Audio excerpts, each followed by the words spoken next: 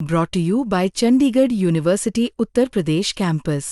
Scholarship से सपने की नई राह देने वाली चंडीगढ़ यूनिवर्सिटी अब उत्तर प्रदेश कैंपस में भी बिखेरेगी उम्मीदों की रोशनी, क्योंकि हमने भारत से सीखा है।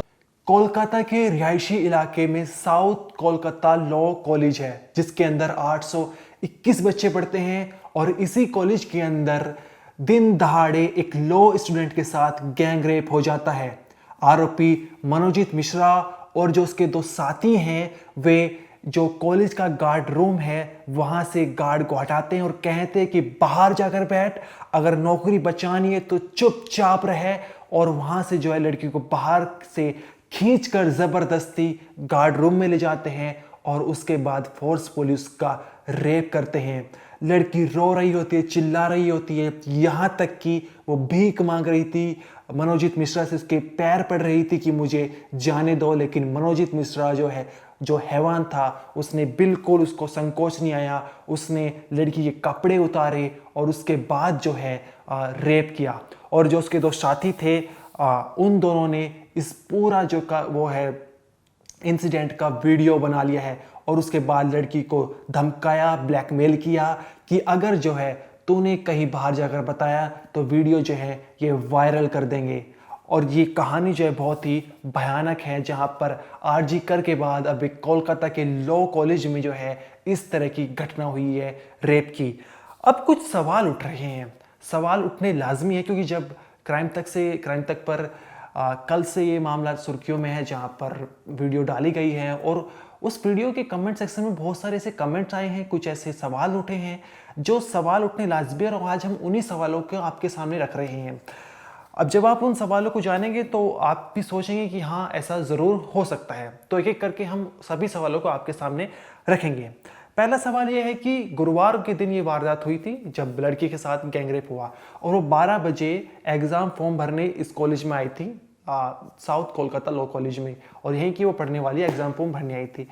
लेकिन जो वारदात हुई थी, लड़की 12 बजे कॉलेज में घुस चुकी थी, लेकिन जो वारदात हुई थी वो 7:30 से 10:30 के हुई थी शाम के। तो अब सवाल उठता है कि 12 बजे से लेकर 7:30 तक लड़की वहां पर क्या कर रही थी? क्या फिर इतना टाइम तो एग्जाम फॉर्म भरने में नहीं लगता है ना? ये एक कॉमन सेंस वाली बात है। क्या कर रही थी, सवाल ये है। दूसरा सवाल यह है कि लड़की के अनुसार जो है मनोजीत मिश्रा ने उसे शादी के लिए प्रपोज किया था, जहां पर लड़की ने बताया कि मेरा एक बॉयफ्रेंड है, मैं उससे बहुत प्यार करती हूँ और मैं उससे शादी करना चाहती हूँ।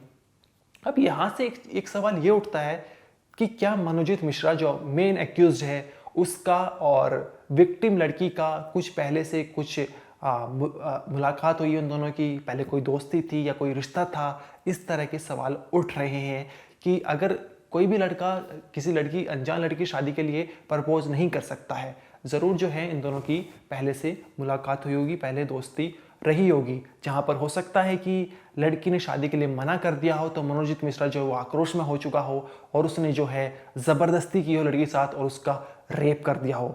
तीसरा सवाल ये है कि जो विक्टिम लड़की है उसने बाकी दो आरोपियों, यानी मनोजीत मिश्रा के अलावा जो दो बाकी आरोपी थे जो इस कॉलेज में पढ़ते हैं और विक्टिम लड़की के जूनियर हैं, उनसे मदद मांगी थी कि उसको इनहेलर दे दिया जाए। दरअसल जो लड़की थी वो अस्थमा की मरीज थी, और जब मनोजीत मिश्रा फोर्सफुली लड़की के साथ ज़बरदस्ती कर रहा था और उसको रेप करने की कोशिश कर रहा था, अभी तक रेप नहीं किया था, तो लड़की ने जो है वो इनहेलर की मांग की थी। अब सवाल ये उठता है कि क्या ये विक्टिम लड़की बाकी दो आरोपियों को जानती थी? ये एक सवाल बना हुआ है। क्या उनके साथ उसकी दोस्ती थी?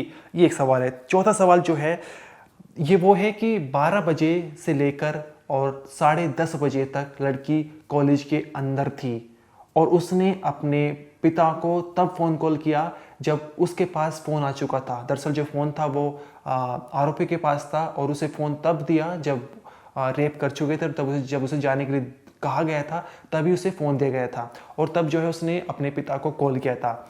अब सवाल ये, क्या दोपहर के 12 बजे से लेकर रात के 10:30 बजे तक क्या इस बीच में जो है विक्टिम लड़की के माता पिता जो होते हैं उनका कॉल लड़की को आता है या नहीं आता? सवाल बनता है, क्योंकि आमतौर पर एग्ज़ाम फॉर्म भरने में इतना समय नहीं लगता है, तो क्या उनका कॉल आया था या नहीं आया था, सवाल ये है।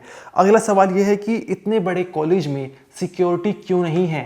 सिक्योरिटी, इतने बड़े कॉलेज में ना कोई पुलिस अवस्था है, ना कोई पुलिस कांस्टेबल था, ना ही और जो सिक्योरिटी थी, जो गार्ड रूम था जहां पर वारदात हुई वहां गार्ड था भी, लेकिन वो भी जो है चुप रहा।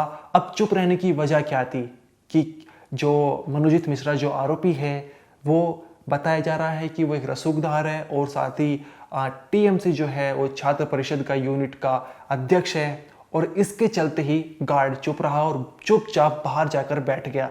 तो ये सवाल जो है उस कॉलेज की व्यवस्था पर उठता है और साथ ही कोलकाता पुलिस पर उठता है, क्योंकि ये एक सरकारी कॉलेज है और यहाँ पर सवाल उठता है कि इतने बड़े कॉलेज में सिक्योरिटी क्यों नहीं है, कोई पुलिस कांस्टेबल क्यों नहीं है। अगला सवाल ये जो है ये सवाल इससे जुड़ा हुआ ही है कि लड़की ने जो बताया था कि ये मनोजीत मिश्रा वो एक रसूखदार है, और जिसके चलते ही स्टार्टिंग में उसने पुलिस कंप्लेंट करने से मना कर देता, उसके पिता भी पुलिस कंप्लेंट करने से मना कर देते कि बहुत ज़्यादा डर चुकी थी, लेकिन उसके बाद जो है ये कंप्लेंट लिखाई गई है। अब सवाल उठता है कि जो ये मनोजीत मिश्रा है कि वो क्या उसका कुछ ऐसा क्रिमिनल बैकग्राउंड रहा है क्या, पहले भी कोई केस उसके ऊपर दर्ज हुआ है नहीं हुआ है, जांच का विषय है।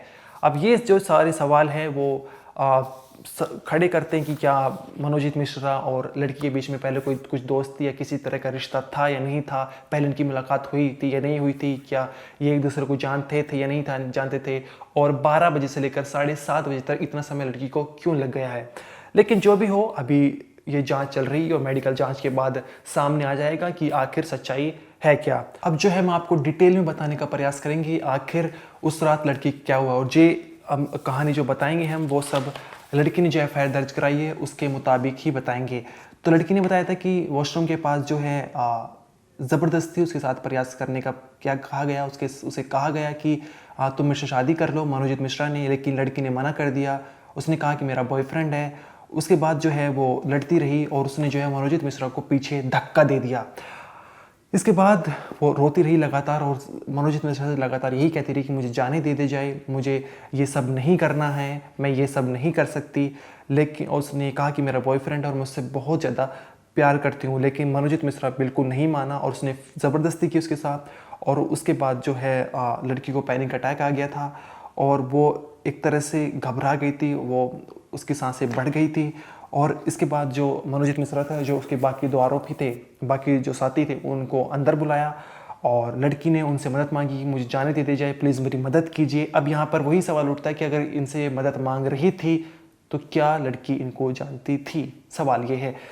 अब ये है जब लेकिन इन्होंने मदद करने से मना कर दिया है। क्यों मना कर दिया है, सवाल ये है कि क्या वो उस रसूखदार के जानने वाले थे या फिर वे उससे डर गए थे, क्योंकि वो एक एक्स स्टूडेंट है और टीएमसी की जो छात्र परिषद है उसका यूनिट का अध्यक्ष भी है।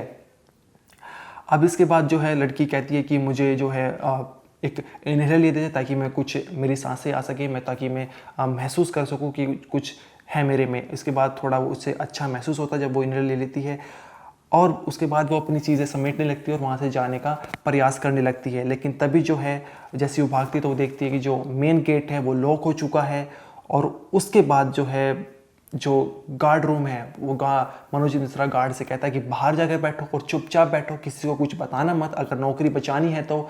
और बाकी 2 साथियों से कहता है कि इसको खींचकर गार्ड रूम के अंदर लाओ और उसको गार्ड रूम के अंदर लाया जाता है।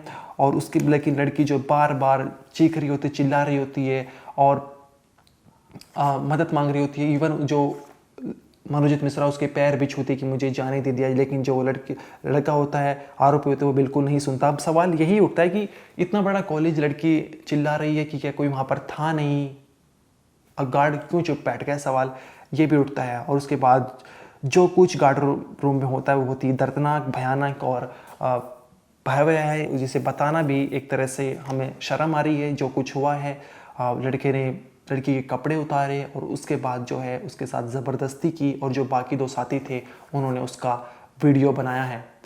अब जो भी सच्चाई है वो मेडिकल जांच में सामने आ जाएगी। इस वीडियो में इतना ही, आप देखते रहिए क्राइम तक।